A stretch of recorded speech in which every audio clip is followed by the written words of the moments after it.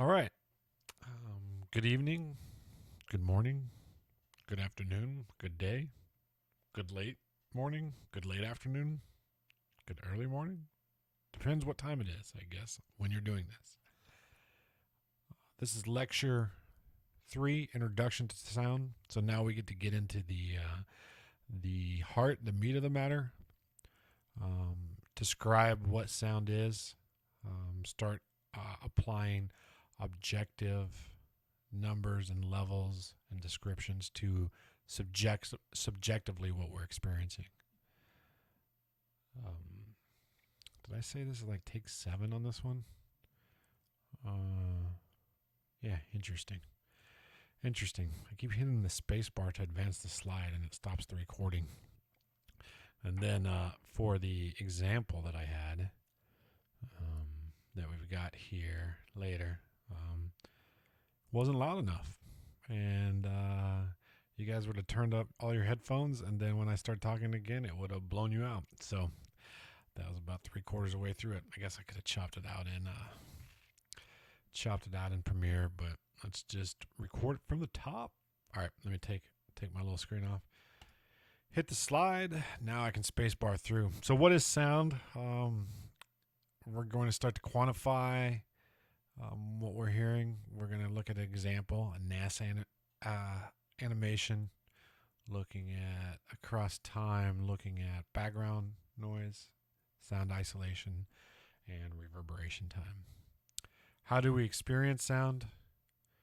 Why do we care? How can we explain sound? And then using frequency and amplitude to do that. So before we can do any sort of mechanical analysis, figure out if something is too loud, we've got to have a few basics of sound. So we've got to understand distance, we've got to understand level, we've got to understand what it sounds like, and we need to be able to quantify that. Right now, this recording sounds fine. But if we had a lot of background noise in the space, the microphone would pick that up. Remember, the microphone or any sort of recording or any sort of surface or material that you add to the space, it doesn't know the difference of what is good and what is bad. So we need to know how sound behaves, what exactly is sound, how we experience it, and how we all experience it differently, and how we can be in the same space and have a different experience based on location within that space. And then how can we explain the subjective nature of what people are experiencing, add some objective modifiers to that so that we can design something that's going to be successful. So in this example, we have time, and you'll be able to download this so you can listen to it as many times as you want on various different media outputs. You can listen across your laptop, on headphones, through your phone, on your stereo, and see what it sounds like with different pieces of hardware that reproduce a different sound. It's a pretty interesting little animation, and really what they're doing to create this is what we do in 520 when we do oralization modeling that we'll touch on later. So across time, as this video goes, we have background noise, sound isolation, and then reverberation time.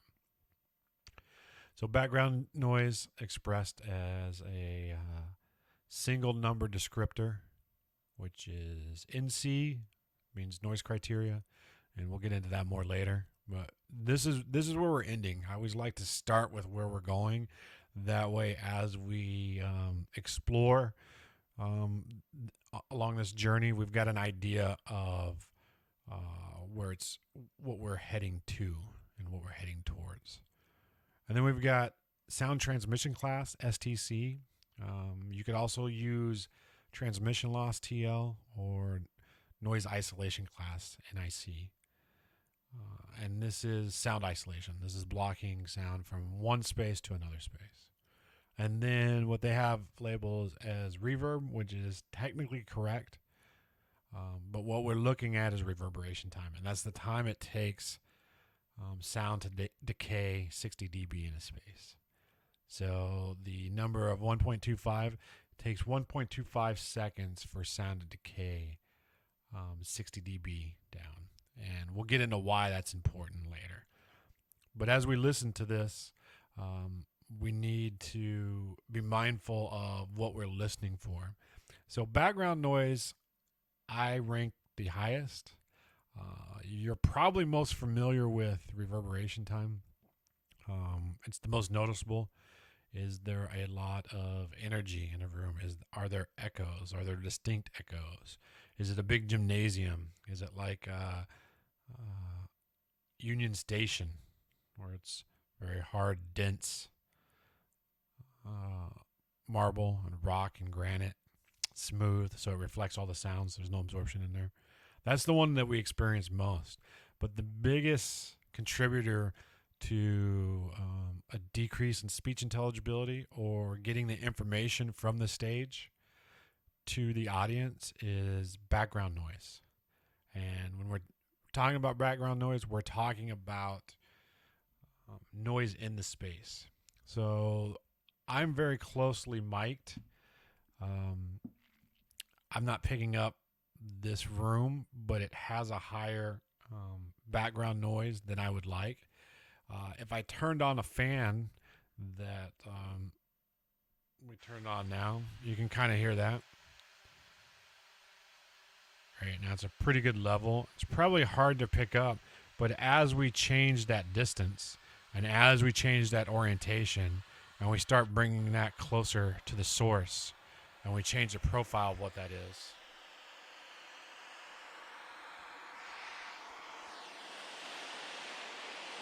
now it becomes a little bit more difficult to understand what I'm saying. So you want to control the noise in the space first, because if you have thick structure and you're isolating traffic noise from outside, but you have a lot of mechanical noise inside, it's kind of a moot point on there. So we want to get that background noise level to the desired range, to the desired level across a frequency band that will work for our use in our space. And then you move on to sound isolation, and that's keeping noise from getting into the space. And we'll touch on that. And then you move to decrease the reverberation or increase the reverberation based on the needs of the space, size and volume of the space, and what your materials are. So let's take a listen to this example.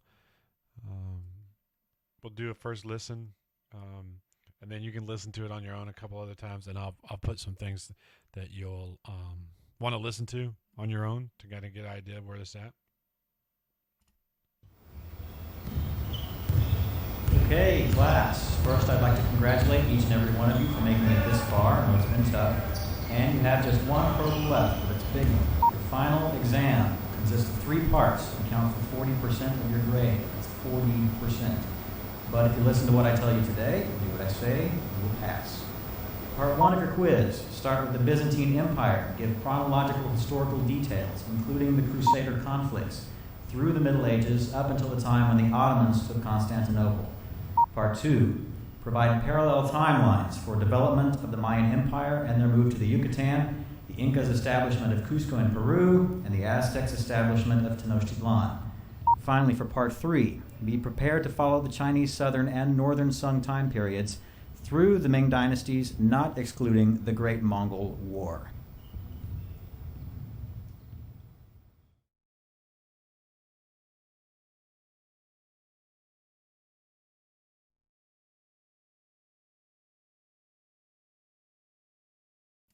So what we want to look at on this is where do we want our space to be?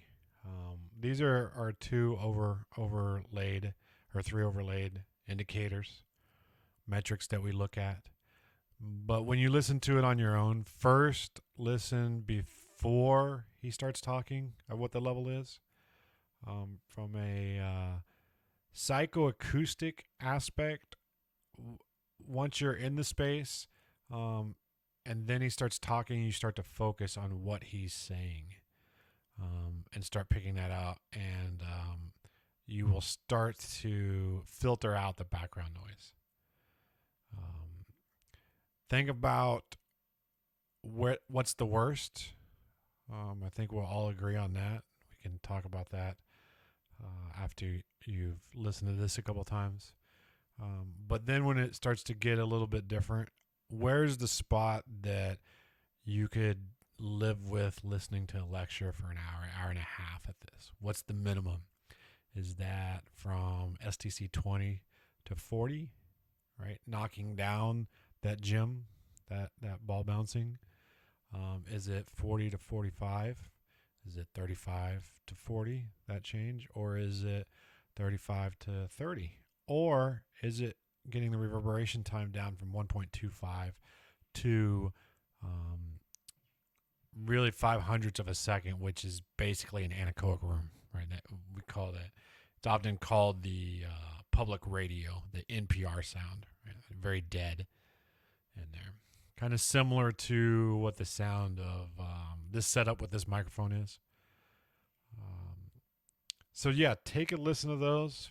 Start to get a feel for what they sound like, what's good and what's bad, where would you want your space, and then think about quantifying how does this example sound in compared to the space you're at now. If we're in this range here, does this sound similar to where you are? Or are you closer to here? Or are you closer to here? Or are you closer to here? Like, what steps are you at on there? All right. And I don't know if I said it, but that is available on the old learning management system. You can go download it there. Same folder as this video link and where these slides are at.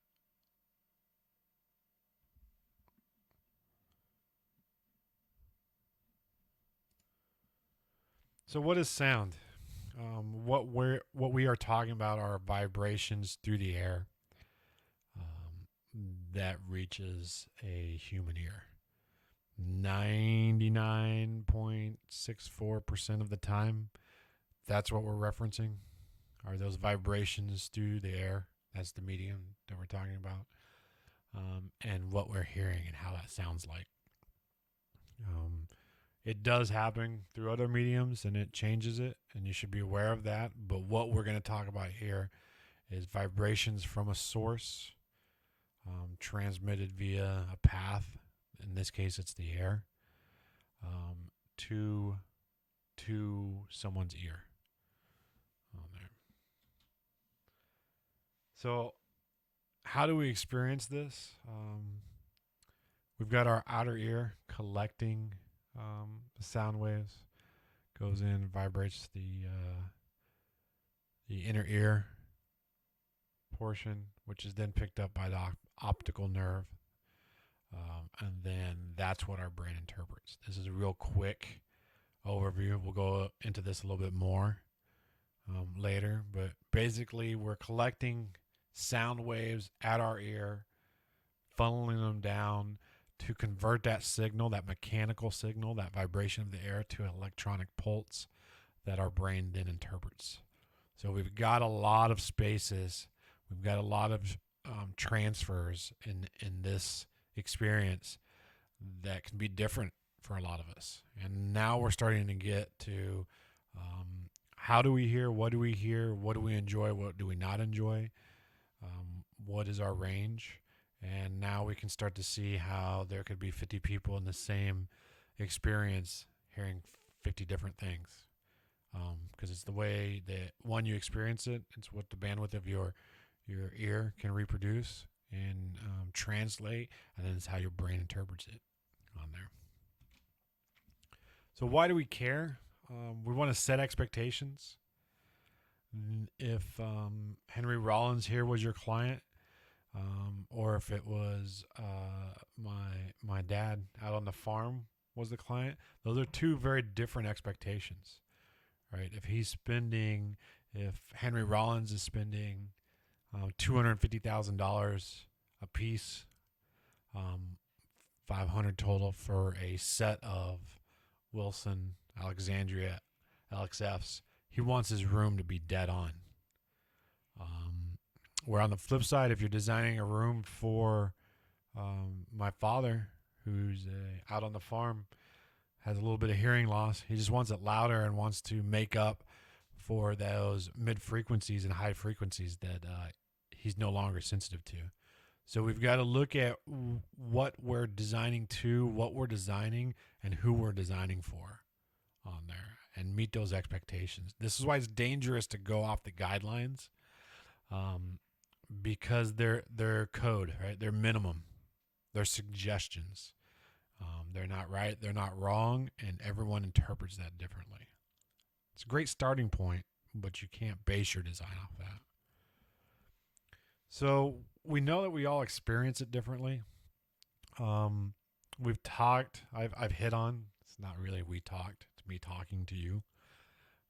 The need to take this subjective experience and explain it objectively. So the way that we do that, we use frequency. This is what it sounds like. At what frequency are we at? And this is expressed in hertz, which is cycles per second. So higher frequency, more cycles per second. Lower frequency, less cycles per second, longer wave. Bass frequency, treble frequency, for example. Right. So this might be 125 hertz, and this might be 2K, 2000 hertz on here. So that now we can describe it. Now we need to know what is the level. How loud is it? It's a very dangerous word to use. How loud is it? Because that doesn't give us a good indication. We want to know the amplitude. We want to know the level. And we have three ways to do this. We have power, which is watts, intensity, watts per unit, and then pressure, which is force per unit area. So those three are what we're going to use, and we'll look at where we use these and why we use these. For frequency, we measure the wavelength and period to determine the frequency, and we're looking at either full octaves or third octave bands. We're not looking at every single frequency. Most generally, when you're talking about to the right, if you're talking about 63 hertz, you're talking about the 63 hertz octave band. Generally, we start with full octaves, and then we move down to third octaves to make sure there's not a tone in the room, identify problems. We can start to figure out what is the issue and what is the contour of that sound. This is a handy table also for when we get into isolation, because if our structure, our mass is not equivalent to a quarter of the wavelength, then we're not effectively blocking that sound from getting into the space. So if we're trying to isolate 63 hertz from a piece of mechanical equipment, a motor or something, essentially we need a 4-foot wall or ceiling or floor. Now we're getting outside the realms of possibilities. So it's better to move that location, move that piece of mechanical equipment, move your mechanical room away from your acoustic sensitive room. Right? So we call rooms that are noisy. Right? This is very, very technical. We call those noise producing rooms. And we have rooms that are high interest, critical listening, acoustic sensitive rooms, ASRs and NPRs. So we want to separate the noise producing rooms from the acoustic sensitive rooms, because it's not feasible because of cost to build a wall that isolates 63 hertz, 18 feet. Third octave bands, if you're talking 63 hertz, you could be talking about a third. But most generally, if you have an issue at 63 hertz, you're talking about the center frequency of that octave, which includes 50 and 80. If we need to zero in on a problem, we'll drop down to thirds to see where it's at. So the octave of 250 hertz also includes 200 hertz and 315 hertz on the sides. So we have all that information in there, and we'll go over why we do this, why we're not looking at each frequency. Not a big fan of doing a lot of math. That's why we've got computers to do that. But we'll start with full octave bands. We'll go to third octave bands if we've got some issues that we need to nail down. Some of the calculations in 520 that we do, some of the standards might either look at only full octaves or might have to look at third octaves and not the full frequencies. So just be mindful the data that you're looking at and what you're comparing is equal. Because comparing full octave 63 hertz to third octave 63 hertz is not equivalent. So just be mindful of that. How can we explain sound? We have amplitude expressed in power, intensity, pressure. We have power is watts, intensity, watts per unit, pressure, force per unit area. Power and intensity are difficult and expensive to measure. Sound pressure, that's what we experience. We can move between units. We've just got to do calculations. So what we do not want to do is compare the power level to the pressure level. Likewise, we don't want to compare power to intensity or intensity to pressure. And so what are we talking about when we explain this? So our power level is the S level, or the S location here. So our power level is this finite point of acoustic energy. All the energy that we have acoustically is at that point. And most of the time we make an assumption that we're going to radiate that out into a spherical pattern, which is what we're showing here. And this gives us our intensity. So this intensity here is less than this A across the same area.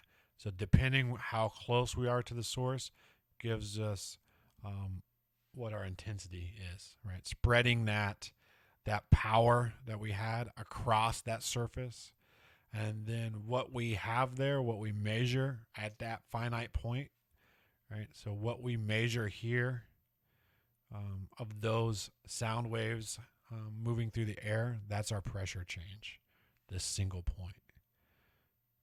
So we've got all the power, all the acoustical power at this point S right here, radiating out in an intensity across the surface, depending where we are and what that surface is.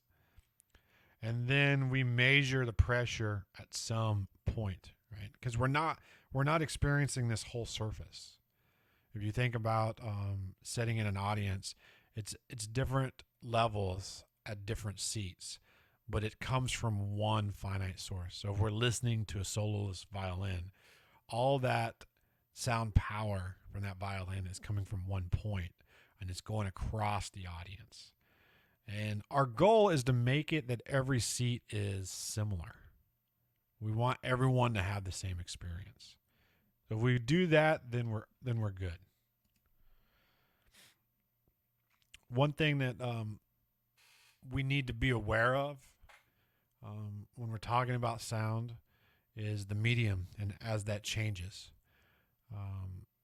And as your temperature changes and as your humidity changes, now you are changing the medium.